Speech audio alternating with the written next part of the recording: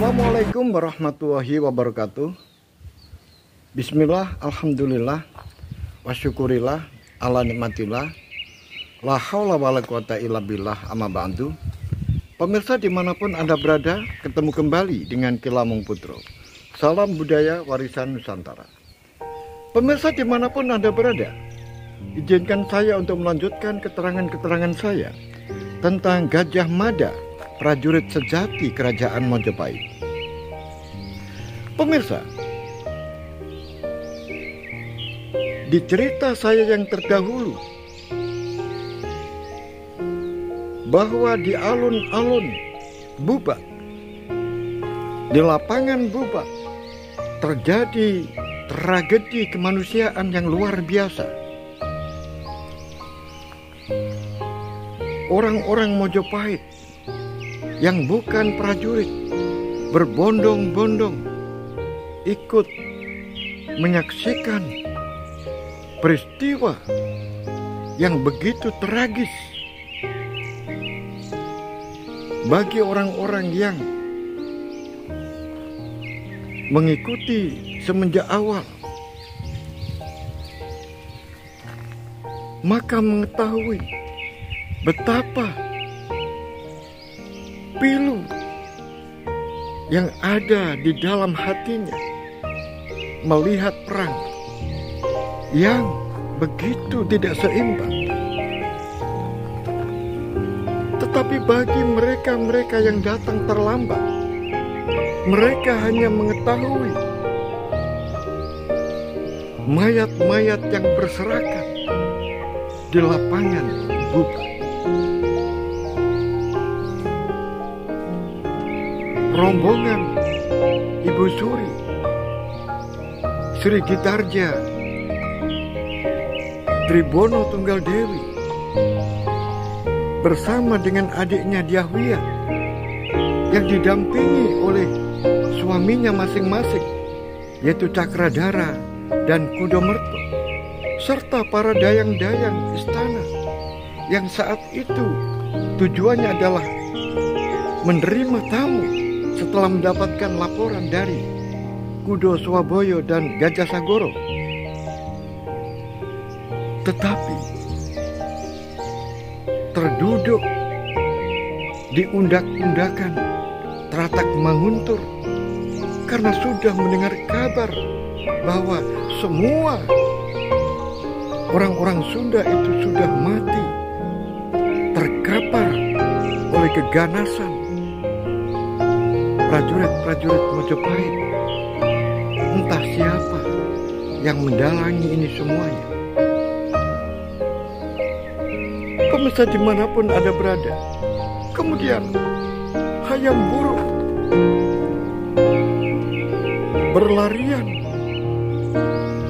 menuju ke lapangan disertai dengan tangisan dan kepedihan hati, diikuti oleh para prajurit dan para dayang-dayang istana. Setelah sampai di tepian kereta di mana Dyah Pitaloka Citraresmi tergeletak di situ bersimbah darah, maka diboponglah kemudian Dyah Pitaloka menuju ke Tratak Manguntur. Berkali-kali Hayam Wuruk terjatuh, tetapi dia menguatkan dirinya.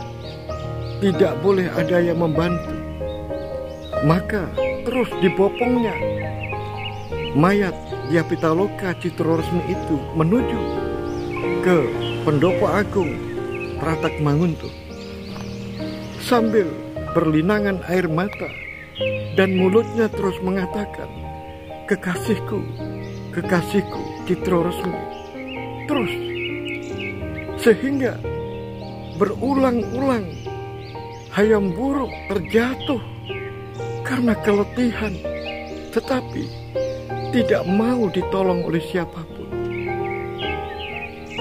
Pemirsa dimanapun Anda berada, demikian Pradabasu. Hatinya hancur karena tugas selama ini yang diembannya adalah membunuh seseorang yang menjadi penyebab semuanya ini, yaitu Sanis Coro, seorang pelukis Sunda yang mencintai Dyah Pitaloka Citraresmi.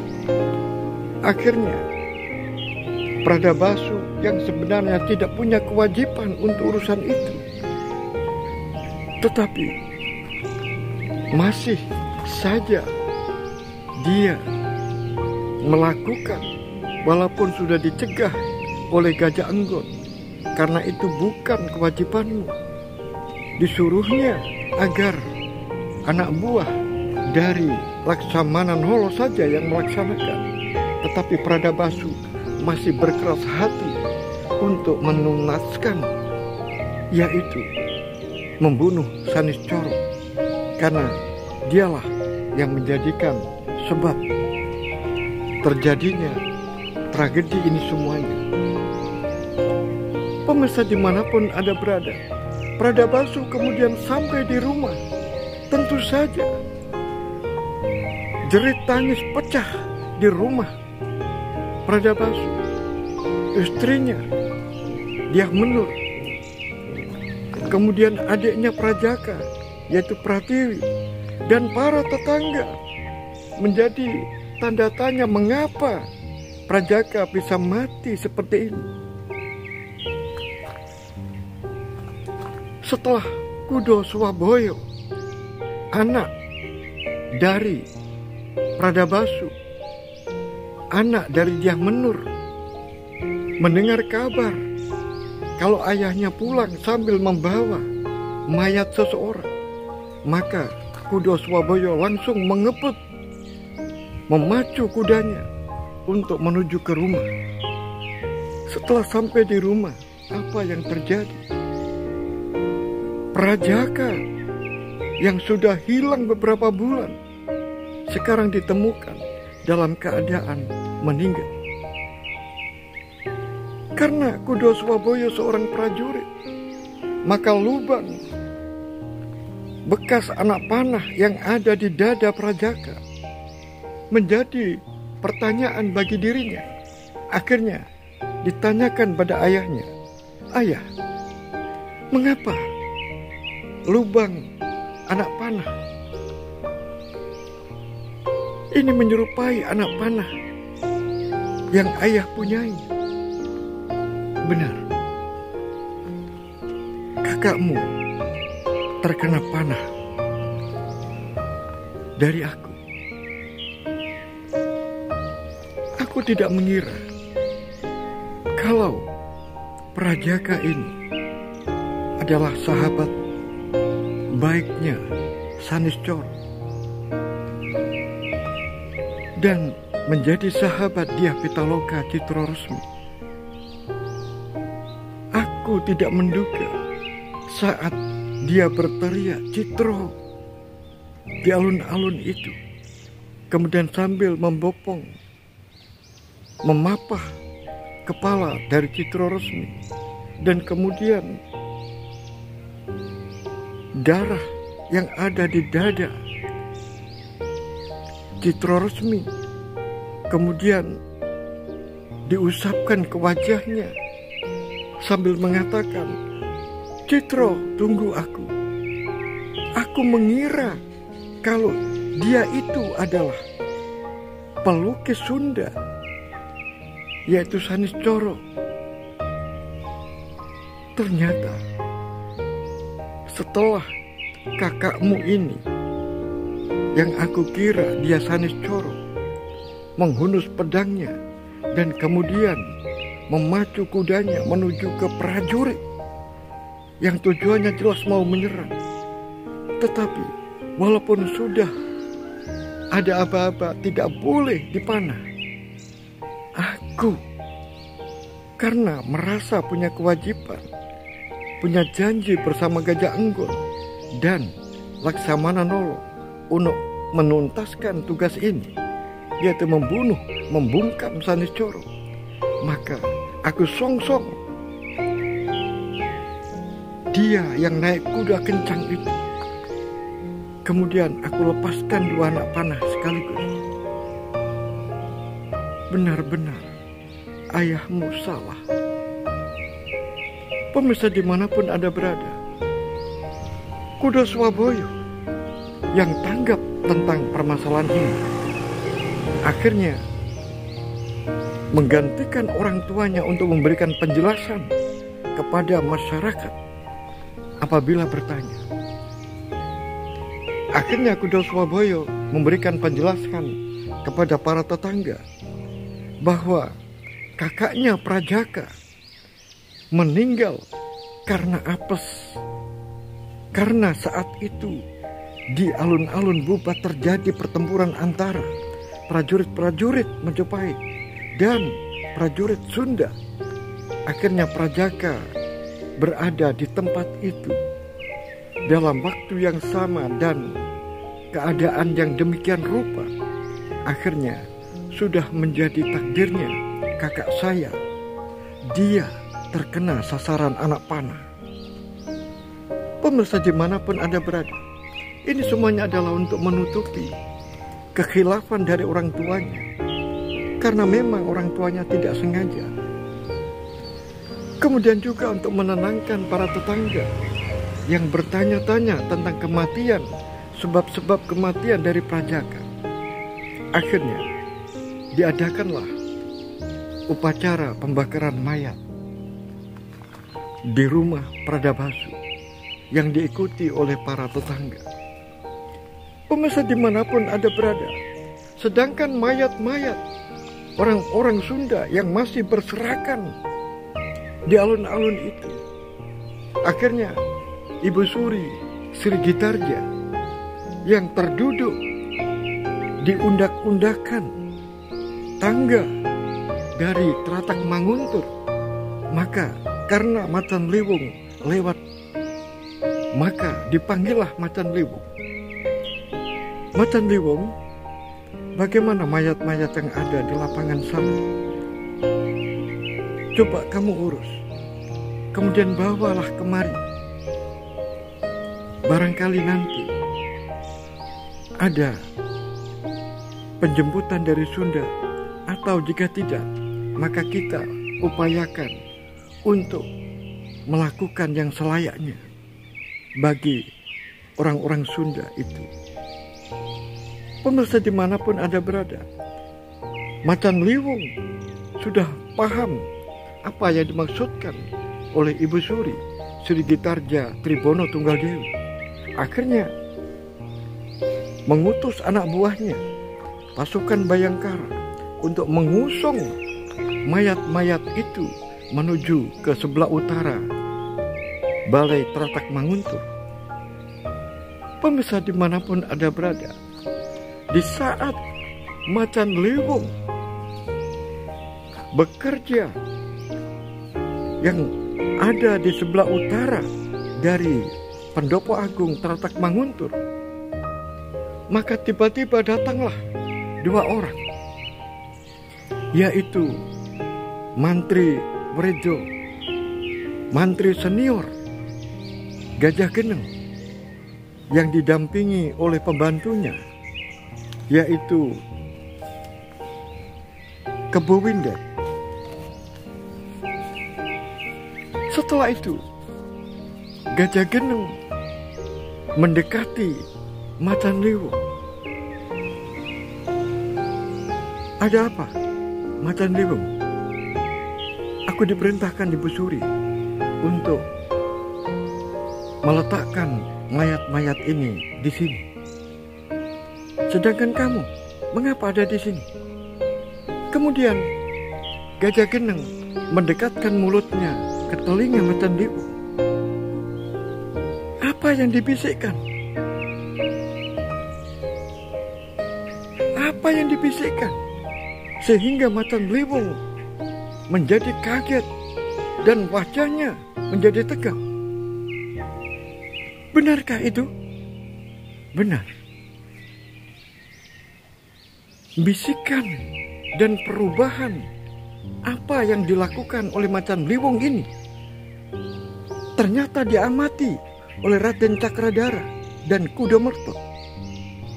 Akhirnya Raden Cakradara, suami dari Tribono Tunggal Dewi ini, kemudian mendekati Macan Liwung. Ada apa Macan Liwung? Macan Liwung memang sulit. Dia berpihak ke siapa? Gajah Mada adalah orang yang sangat dihargainya. Macan Liwung merasa bahwa Gajah Mada adalah gurunya yang mengajari apa saja saat dia menjadi prajurit di Bayangkara. Apa saja yang diperintahkan Gajah Mada selalu diturut. Sekarang ini terjadi sebuah dilema. Di Kepatihan sedang terjadi huru-hara. Dua kelompok saling berhadapan. Yang satu ingin membela Gajah Mada, yang satu berseberangan dengan Gajah Mada. Dan kalau dibiarkan, pasti akan terjadi pertumpahan darah. Sehingga Macan Liwung saat divisi ini bingung. Dia harus memilih yang mana. Yang pro membela Gajah Mada, atau yang berseberangan dengan Gajah Mada. Akhirnya Macan Liwung terpaksa harus menyampaikan berita penting itu kepada Raden Cakradara. Mohon ampun, Raden, ada perubahan perkembangan politik. Sekarang ini di rumah Gajah Mada, di Kepatihan, sedang terjadi dua kubu yang saling berhadapan, yaitu kubu yang pro dengan Gajah Mada dan kubu yang kontra dengan Gajah Mada. Dan nampaknya semakin besar yang kontra terhadap Gajah Mada. Waduh, ini bahaya. Ini bahaya. Kalau ini nanti dibiarkan, pasti akan menjalar. Karena sudah kita punya contoh saat Rangkuti melakukan sebuah pengerahan massa saat Prabu Jayanegara, maka masyarakat itu menjadi brutal dan terjadi perampokan-perampokan yang tidak terhindarkan, sehingga terjadi chaos yang luar biasa. Ini kalau dibiarkan akan seperti itu. Kemudian karena Raden Cakradara ini bersuara agak keras, akhirnya Raden Kudamarto mendekat. Ada apa Macan Liwung? Mohon ampun, Gusti. Sekarang ini di pendopo Kepatihan dan di rumah dinas dari Pati Gajah Mada, di Kepatihan sekarang ini terjadi sesuatu yang sangat membahayakan. Dua kubu saling berhadapan. Pasti mereka nanti kalau dibiarkan tidak terkendali akan terjadi pertumpahan darah dan akan terjadi situasi yang chaos. Raden Kudamarto hanya mengerutkan keningnya. Entah apa yang dipikirkan di dalam hatinya. Macan Liwung, saya Gusti. Raden Cakradara kemudian mengetuk hati dari Macan Liwung. Sekarang kamu lihatlah rajamu, Hayam Wuruk, yang duduk bersila sambil berlinangan air mata seperti itu. Lihatlah itu, sambil tertunduk, lunglai. Apakah raja yang seperti itu mampu mengendalikan situasi yang seperti ini? Macan Liwung mencoba untuk mendengarkan dan mencoba untuk mengolah apa arahnya, kemana Raden Cakradara ini berbicara. Kemudian lihatlah itu, dua ibu suri yang terduduk di tangga Tratak Manguntur yang sejak tadi tidak bangun. Lihatlah wajahnya sedih. Apakah ibu suri yang seperti itu mampu mengendalikan situasi, kondisi yang seperti ini? Akhirnya Macan Liwung menggelengkan kepala. Kemudian apa, Gusti, yang harus dilakukan? Kalau ini dibiarkan, Macan Liwung, aku khawatir ini akan terjadi sebuah huru-hara besar yang bisa menghancurkan istana ini, bahkan bisa menghancurkan pemerintahan Mojopahit. Terus apa yang harus aku lakukan, Gusti? Begini, aku minta persetujuan. Aku sebagai ayah dari Hayam Wuruk, apabila ada situasi kondisi darurat seperti ini, yang mana raja sudah tidak dimungkinkan bisa bekerja, ibu suri dimungkinkan sudah tidak mampu mengendalikan diri, mengendalikan situasi, sehingga dikhawatirkan negara dalam keadaan ambruk, jatuh, maka aku berkewajiban untuk sementara ini mengendalikan situasi seperti ini. Apakah kamu setuju? Pemirsa dimanapun Anda berada, mengapa Raden Cakradara memakai istilah menawarkan sesuatu kepada Macan Liwung? Karena senopati Macan Liwung adalah senopati penting di kerajaan Mojopahit, yaitu seorang senopati yang menjadi pemimpin prajurit pilihan, yaitu prajurit Bayangkara, yang memiliki anggota kurang lebih 500 prajurit-prajurit elit. Oleh sebab itu, Raden Cakradara mencoba untuk minta persetujuan dari Senopati Macan Liwung, pimpinan Bayangkara. Kemudian Raden Cakradara menoleh ke arah Raden Kudomerto.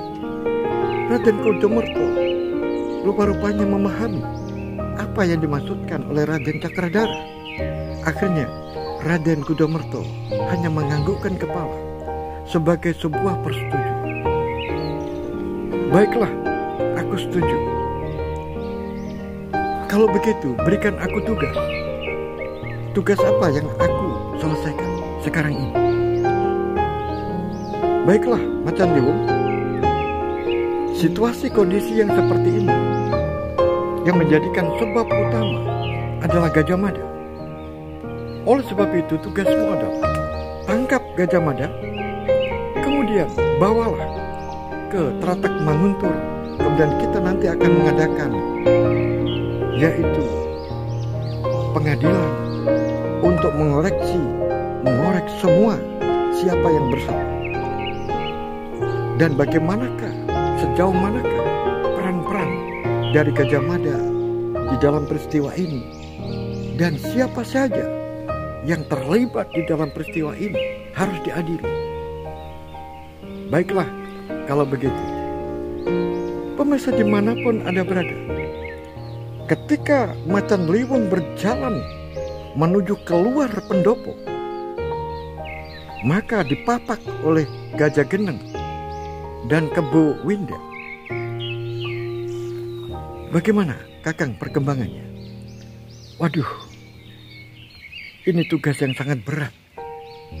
Situasi kondisi yang seperti ini aku mendapatkan tugas yang sangat-sangat berat. Apa itu, Kakang? Aku diperintahkan oleh Raden Cakradhara untuk menangkap Gajah Mada. Karena Raden Cakradhara sekarang ini posisinya adalah sebagai raja yang mewakili putranya yang sudah tidak bisa bekerja dan mewakili Ibu Suri yang juga tidak mungkin bekerja. Betapa terkejutnya Gajah Geneng dan Kebo Windet. Wahai Kakang, itu tugas yang tidak ringan. Benar, ini tugas tidak ringan. Aku menjadi salah. Aku harus bagaimana? Aku salah tingkah.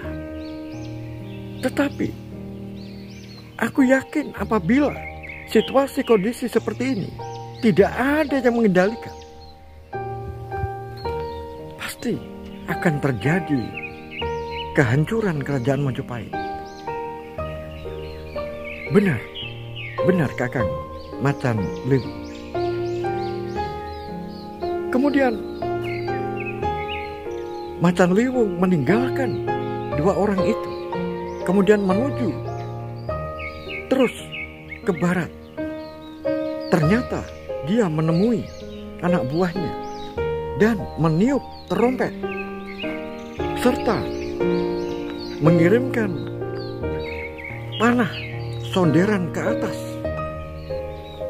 yang menunjukkan bahwa seluruh anggota Bhayangkara harus kumpul di tempat di mana panah itu diluncurkan. Itu sudah menjadi sebuah sandi bagi prajurit-prajurit Bhayangkara. Setelah prajurit-prajurit Bhayangkara yang menyebar di mana-mana melihat sonderan anak panah, akhirnya mereka semuanya berkumpul cepat-cepat untuk menuju ke arah anak panah yang diluncurkan ke atas itu. Dan dalam waktu sekejap, ratusan prajurit Bhayangkara sudah berkumpul di depan Gapuro Purwakro, yaitu Gapuro Utama di bagian barat. Pemirsa dimanapun Anda berada, di luar Gapuro Utama Majapahit bergerombol banyak orang, tapi bukan prajurit. Dia adalah masyarakat sipil. Kemudian mereka berbondong-bondong menuju pintu Purwakro yang tujuannya adalah ingin masuk ke istana, karena mereka memprotes Gajah Mada yang bertindak di luar batas kemanusiaan. Oleh sebab itu, tiba-tiba datang seseorang naik kuda. Dia adalah Gajah Sagoro. Kemudian bertanya kepada orang-orang itu, "Hai, kamu sedang apa di sini?" Orang-orang itu tidak mau bicara, langsung terus menyerbu pintu Purwakro. Akhirnya Gajah Sagoro, orang yang menjadi tangan kanan dari Patih Gajah Mada, memerintahkan kepada orang-orang yang berjaga di Purwakro itu untuk menutup pintu utama kerajaan Majapahit. Dan kemudian setelah itu Gajah Sagoro menuju ke Kepatihan. Ternyata Gajah Sagoro terkejut luar biasa, karena di Kepatihan sudah banyak orang yang berkumpul. Dan prajurit-prajurit ini terus membentengi Gapuro dan rumah dinas Gajah Mada, yaitu pendopo Kepatihan. Oleh sebab itu, Gajah Sagoro kemudian memerintahkan kepada prajurit-prajurit itu, "Wahai prajurit-prajurit, pertahankan Jangan sampai orang-orang itu bisa masuk. Tetapi risikonya, jangan pernah kamu membalas. Walaupun kamu disakiti mereka, karena mereka bukanlah prajurit. Mereka adalah orang-orang biasa. Pemirsa dimanapun Anda berada, prajurit-prajurit ini terus bertahan.